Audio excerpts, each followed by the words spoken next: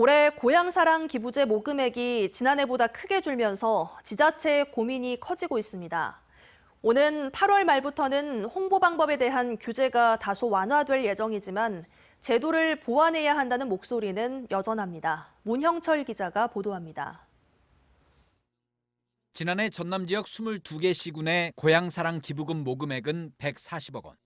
동부 지역에서는 고흥군 12억 3천만 원을 최고로 여수 4억 1천만 원, 순천 3억 9천9백만 원, 광양 3억 5백만 원을 기록했습니다. 목표 금액을 채우긴 했지만 지자체는 걱정이 큽니다.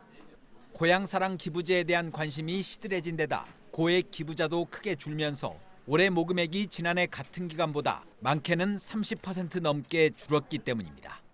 작년 같은 경우는 제도 시행 첫 해다 보니까 의미를 담아서 고액으로 기부를 해주신다든지 이런 것들이 있었을 텐데 작년보다는 조금 힘든 상황이거든요. 경기도 좀 그렇고 해서.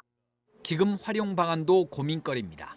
전국 공모까지 진행했지만 도내 시군 가운데 절반 정도가 아직 사용처를 정하지 못했습니다.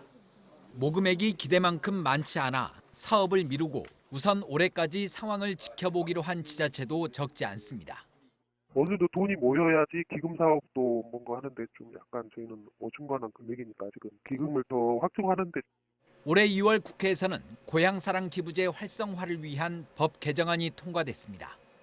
이에 따라 오는 8월 말부터는 향후회나 동창회 등 사적 모임에서의 홍보가 가능해지고 문자 메시지를 통해서도 참여를 권유할 수 있게 됩니다.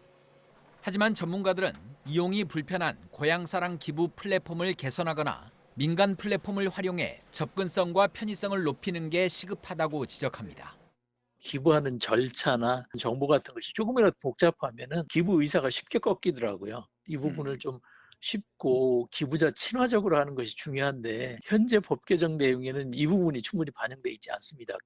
도내 각 지자체는 모금액을 늘리기 위해 답례품을 추가로 발굴하고 향후회 등에 대한 홍보 계획을 수립할 방침입니다. MBC 뉴스 문형철입니다. 언제 어디서나 내 손 안의 뉴스. 광주 MBC 뉴스 유튜브 구독으로 함께하세요.